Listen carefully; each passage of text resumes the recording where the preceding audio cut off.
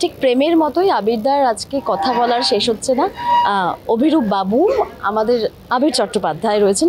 আবিরদা বলা যাবে কি, মানে অভিরূপ দা তো বলা যাবে না, তুমি একটু আগে বলছিলে। অভিরূপ সেন এমন একটা চরিত্র, কেউ খুব একটা অভিরূপ দা বা অভিদা বলতে চায় না, কিন্তু গল্পে কি বলেছে সেটা গল্প পড়া থাকলে জানবেন, এবং ছবিতে যারা দেখবেন তারাও দেখবেন যে অভিদা কি বলা হয়েছে বা কে বলেছে, কেন বলেছে, তার সেই নিয়ে সিনেমাতে আছে জায়গা, এটুকু বলে রাখি। না, আমার প্রশ্নটা ছিল আবিরদাকে কি মানে আবিরদা বলা যাবে? আমাকে তো আবিরদা বেশি, অনেকেই আবিরদা বলে। তুমি কোনটায় বেশি কমফোর্টেবল, আবির শুনতে নাকি আবিরদা শুনতে? যে ডাকছে তার উপর নির্ভর করছে, অবশ্যই সেটা বেশি ইম্পর্টেন্ট যে কে ডাকছে তার। আচ্ছা, এবার আসি একটু বাবলি নিয়ে। বাবলি তোমার কোন সময় পড়া? বাবলি একটু পরে পড়া, মানে বুদ্ধদেব গুহর অন্য লেখা পড়েছি আমি প্রথমে। আমি শুরুই করেছিলাম মাধুকরী দিয়ে, একটু উষ্ণতার জন্য, কোয়েলের কাছে, চানঘরের গান, এগুলো আগে পড়েছি। বাবলি একটু পরে পড়েছি। আচ্ছা, আবির চট্টোপাধ্যায়ের জীবনের বাবলি কি নন্দিনী দি নাকি তুমি নন্দিনী? না, নন্দিনী আমার সহপাঠী, নন্দিনী আমার বন্ধু, এবং বন্ধুত্ব থেকে আমাদের প্রেম। কাজেই অভিরূপ আর বাবলির প্রেমের সঙ্গে আমাদের প্রেমের কোনো তুলনা। তাহলে এরকম ঝুমারও কোনো আসা যাওয়া নেই? না, সৌভাগ্যবশত। বেশ, রাজদার সঙ্গে 10 বছর পর কাজ হলো। একটু বলো যে মানে হ্যাঁটা কেন করেছিল এই ছবির? রাজের সঙ্গে কাজ তো আমিও করতে চাই, রাজও আমার সঙ্গে কাজ করতে চাই, হচ্ছিল না যে কোনো কারণে। তো 10 বছর বাদে যখন একসঙ্গে এলাম, আমাদের মনে হচ্ছিল যে আরও ভালো, আরও মন দিয়ে কাজ করতে হবে, এবং সেটা বুদ্ধদেব গুহর লেখা, সেটা একটা এক্সট্রা আমাদের অ্যাট্রাকশন ছিল। শুভশ্রীর সঙ্গে প্রথমবার কাজ, এতদিন একসঙ্গে কাজ, একই ইন্ডাস্ট্রিতে, বাট একসঙ্গে কাজ হয়নি।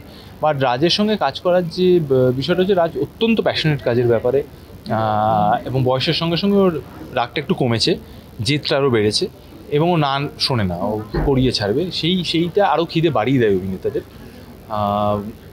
এবং আমার মনে হয় যে রাজও তো বিভিন্ন ধরনের কাজ করতে, বাবলি অ্যাকচুয়ালি ওর অনেক দিনে করার ইচ্ছে ছিল, তো সেরকম একটা প্রজেক্টে, এবং যেটা নাকি বুদ্ধদেব গুহর লেখা, সেইখানে আবার আমরা এতদিন পর একসঙ্গে এলাম, এবং ওই যেটা বলছি যে শুভশ্রীর সঙ্গে জুটিটা প্রথমবার তৈরি হলো, সেক্ষেত্রে ভালোই হলো। এরকমই একটা প্রজেক্ট দরকার ছিল বোধহয় এটার জন্য। এরকম মানে এরকম একটা প্রেমিকা আবির চট্টোপাধ্যায়কে বা অভিরূপ বাবুকে তো পর্দায় অনেকবার অন্যরকমভাবে দর্শকরা পেয়েছে। আবিরদা, জানি তোমার কাছে কি কমেন্ট এলো সোশ্যাল মিডিয়ার মারফত? তুমি খুবই সোশ্যাল মিডিয়া থেকে জানি বলবে এক্ষুনি যে একটু দূরেই থাকো। আমি জানি না, এর আগে আমার ইন্টারভিউতে প্রসঙ্গটা ওঠেনি। আমি একদমই নেই এখন সোশ্যাল মিডিয়ায়। আচ্ছা, আমার যে প্রমোশন বা ইত্যাদি কাজ, সেটা আমার টিম, ও সামলাচ্ছে। For last quite a few days I am not there in social media. আমার অ্যাকাউন্টগুলো আছে, বাট আমি নেই। না, মতামত তো ভালোই, আমি যেটুকু ফিডব্যাক পাচ্ছি, বা রাজও আমায় যেটুকু বললো, শুভও বলছিল, এখন অবধি তো বেশ ভালো, কিন্তু আমাদের প্রত্যাশা আরও বেশি। এবং বিশেষ করে যেহেতু বুদ্ধদেব গুহর লেখা, আমাদের একটাই দুর্ভাগ্য, মন খারাপ যে ওনাকে দেখাতে পারলাম না। তা উনি তো আমাদেরও প্রিয় লেখক, কাজেই ওনার লেখার প্রতি আমরা সম্পূর্ণভাবে বিচার করতে পারলাম কিনা সেটা আমাদেরও পরীক্ষা। সো সেই কারণে একটু টেনশনও আছে। তবে এখনও অবধি গানগুলো লোকের খুব পছন্দ হচ্ছে। গান নিয়ে আমি শুনছি যে প্রচুর রিলসও হচ্ছে, এখন তো সেটা একটা মাপকাঠি জনপ্রিয়তার। গানগুলো আমার নিজেরও পছন্দ, গানগুলো লোকে শুনছেন। ট্রেলারটা শুনলাম খুব কম সময়ের মধ্যে প্রচুর মানুষ দেখেছেন এবং ফিডব্যাক দিয়েছেন। সো আশা করা যায় যে সিনেমাটাও ভালো লাগবে। আচ্ছা, গল্পটা পড়তে পড়তে তুমি নিশ্চয়ই তোমার মধ্যে তখনও ছবির কথা যখন আসেনি তোমার কাছে, অভিরূপের একটা চরিত্র তোমার এসেছিল। যখন ছবিটা করলে সেটা কি কোনোভাবে তোমাকে সাহায্য করে? হ্যাঁ, এটা সাহিত্য যদি পড়া থাকে, একটা হোমওয়ার্ক করা হয়ে থাকে, সেটা ডেফিনেটলি সাহায্য করেছে। শেষ করব, দর্শকদের কি বলবো? আপনাদের জন্যই ছবি বানানো, এবং আমি যেটা বললাম যে আমি তো চট করে প্রেমের ছবিতে অভিনয় করার সুযোগ হয় না, কিন্তু যেটা মজার বিষয় হলো আমি পরপর দুটো প্রেমের ছবি করলাম, এবং রিলিজও সেরকমভাবেই হচ্ছে। আলাপ এপ্রিল মাসে রিলিজ করেছিল। অ্যাকচুয়ালি আলাপের শুটিং করে আমি বাবলির শুটিং করতে আউটডোর গেছিলাম, করে ফেরত এসে আবার আলাপের শ্যুট শেষ করেছিলাম সাইমালটেনিয়াসলি দুটো ছবি, কিন্তু দুটো ছবির প্রেমের ধরনটা, প্রেমের যে বহিঃপ্রকাশটা, প্রেমের যে মেজাজটা সম্পূর্ণ আলাদা, ক্যারেক্টার তো সম্পূর্ণই আলাদা। পাবলো আর অভিরূপ সেনের কোনো মিলই নেই।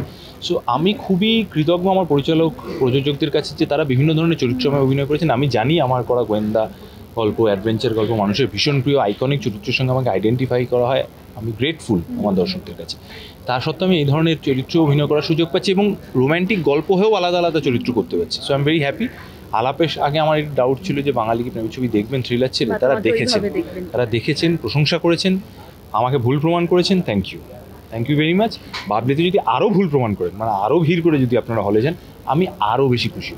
তো আপনাদের নিমন্ত্রণ রইল 15ই আগস্ট থেকে বড় পর্দায় ভাববে। শেষ একটা প্রশ্ন করে শেষ করে দেবো। শেষ একটা প্রশ্ন, সেটা হচ্ছে যদি এরকম একটা সফরে যাও, এরকম একটা জঙ্গল, নন্দিনীদি থাকলো সঙ্গে, কি দরকার, মানে যেতে গেলে কি কি লাগবে?